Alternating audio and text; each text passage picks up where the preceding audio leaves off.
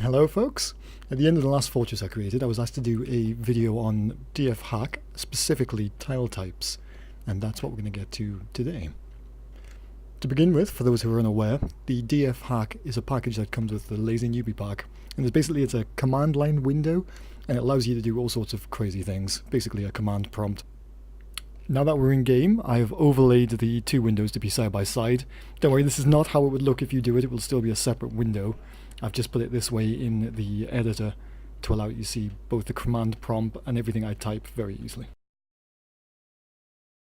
So to begin with, you'll start with the line DFHack in the top left hand corner of the right screen. To get to Tiletypes, you simply need to type Tiletypes.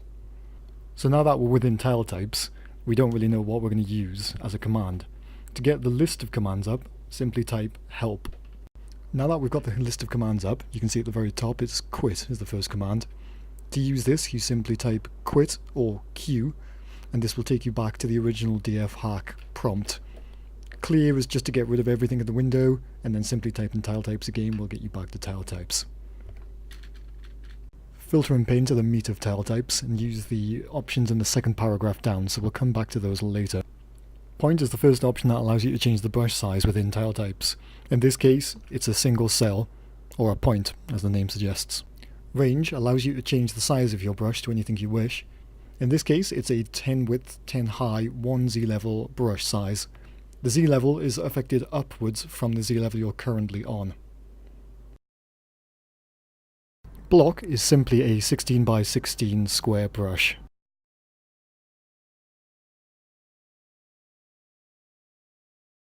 Column is a single cell brush, very much like point, except it has an infinite Z level, so it will go right to the sky, as you'll see in just a second when I move up the Z levels.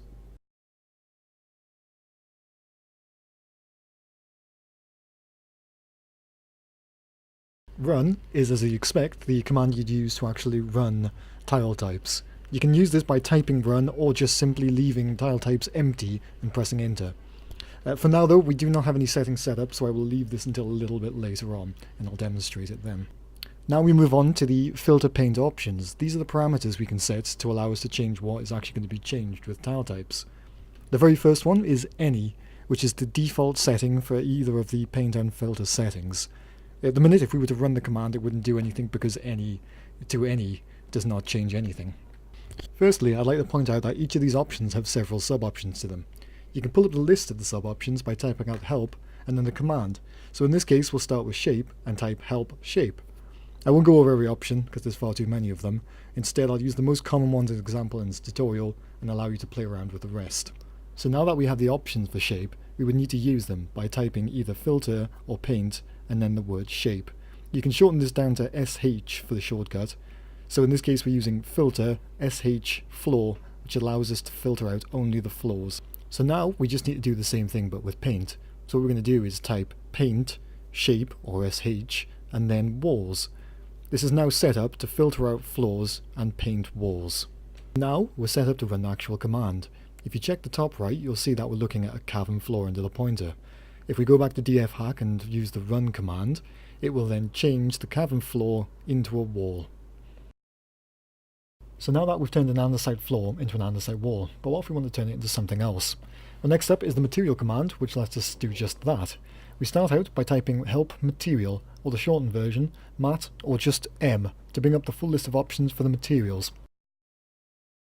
So now we can add to our filter and paint with the material.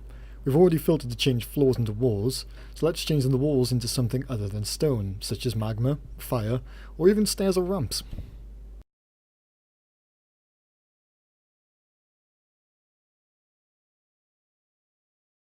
It's probably for the best that we don't have walls of fire and magma around our fortress though, so we'll have to clear these up. First, these are now walls, so we'll have to change the filter to be looking for walls rather than floors. Next, we need to set the paint to be something other than fire or magma. Stone's a safe bet, so we'll go with that. Then we place the cursor over the affected walls, as we're still in point mode, so they're looking for a single cell. Run Tiletypes over each wall, and they'll be returned to stone walls instead of their previous settings. The material command is closely linked to the stone and vein type commands.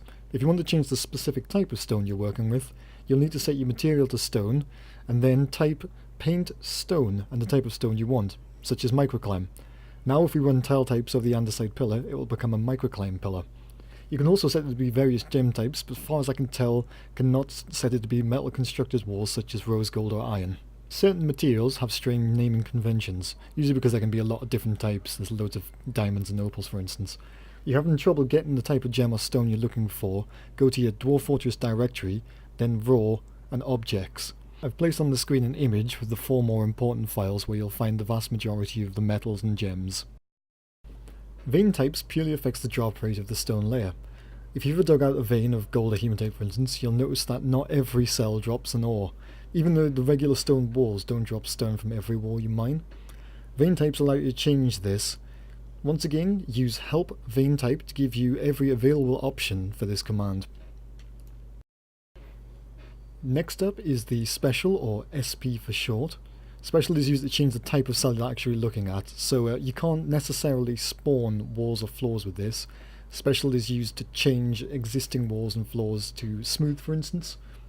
A quick word of warning, you can smooth floors because they're not actually connected to each other, just individual floor tiles, but walls, because they want to be connected to the next wall, don't have quite the desired effect when you do it this way. They just become a lot of individual pillars, as you'll see. If you want to revert a pillar back to normal, if you have screwed it up by using smooth, then you can use this by setting special to normal. I won't lie, I actually don't know what variant does. You can bring up the help section as you usually would, and if you want to play around with it and find out, please leave a comment in the comments section. All lets you do pretty much as you'd expect, in that it allows you to set the first 4 settings in one go. So in this case we are setting F for filter, A for all, and then shape to fortification, material to stone, special to smooth, and variant to nothing. Hidden, light, subterranean, and sky view all only have 3 options, usually 1 or 0, which is just on or off, and then any, which just sets it back to the default of not appearing in your filter or paint options. Hidden simply designates that the tiles are visible, as if a dwarf has line of sight of them or not. You can use this to make entire layers visible to show where ores or aquifers are. Light command simply designates if a tile or tiles are light or dark, as can be seen in the bottom right hand corner of the screen.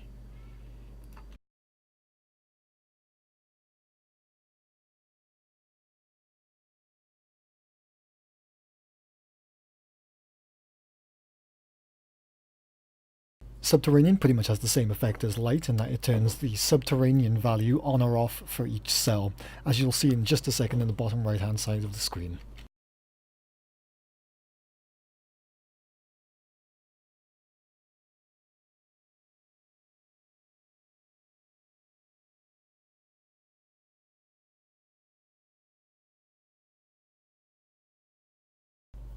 Sky view changes whether or not the tile has access to the sky.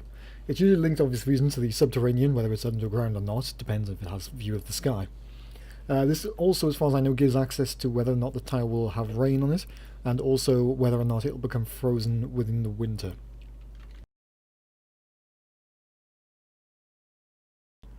Unfortunately, this map doesn't have an aquifer for me to show you what this command does. It's pretty much self-explanatory. It lets you delete aquifer tiles. It's well used in conjunction with the hidden command to allow you to see where the aquifers are and then delete them. There is a much better option for this in DFHack called drain-aquifer, which will automatically drain any aquifers on the map. So one of the things we can do with this now is simply filter out various things. So in this case, if we want to change a microcline wall specifically to, say, another wall, we will use olivine. You can do that by filtering out microline stone, as I'm doing now, and then painting stone olivine.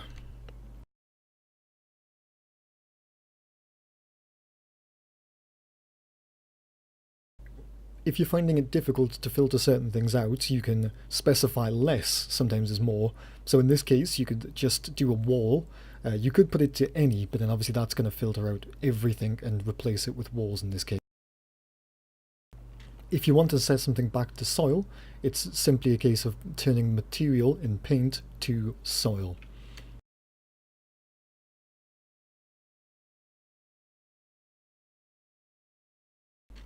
In this demonstration, we shall change the floor. So first you want to shape floor it to filter just the floor, then paint the floor as well, then paint material stone, paint a specific stone, so in this case we are going to use cinnabar, and then set your special to smooth. Sorry about this going off the bottom of the screen, but all you're missing out is me actually running the script, and you'll see the floor changed as I'm doing it.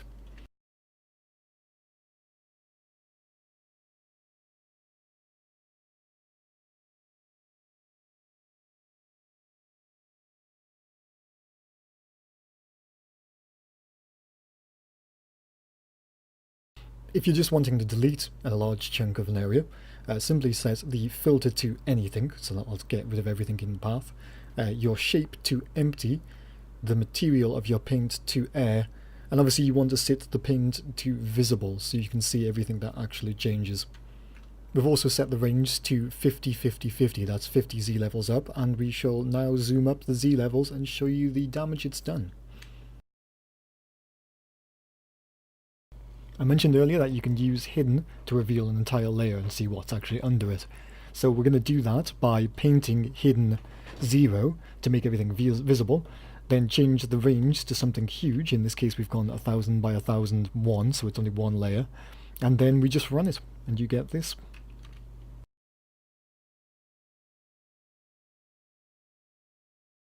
So for one final example, can you turn things to adamantine? You certainly can. So in this example, we shall turn the yellow rock orthocloss into adamantine. We do that first by filtering stone orthocloss, then painting stone, and then specifying that the stone will be raw _ adamantine. We then, because the brush is already set up to be 1000 by 1000, just run the script, and this is the result.